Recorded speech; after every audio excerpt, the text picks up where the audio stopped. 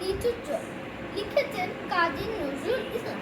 বাবুরের ডাল পুকুরে হাবুরের ডাল কুকুরে, সে কি ব্যাস করলে তারা মরি থাক একটু ডারা। পুকুরে ওই কাছে না লিচু গাছ আছে না, ওটা না আসতে গিয়ে বড় কাস্তে নিয়ে গাছে গিয়ে চড়েছি, ছোট এক ডাল ধরেছি।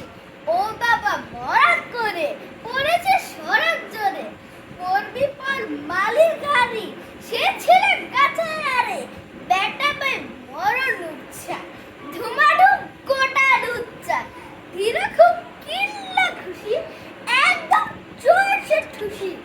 আমিও বাগিয়ে থাপড় দে হাওয়া জাগিয়ে কাপড়, লাফিয়ে দিনু দেয়াল দেখি এক ভিটে শেয়াল।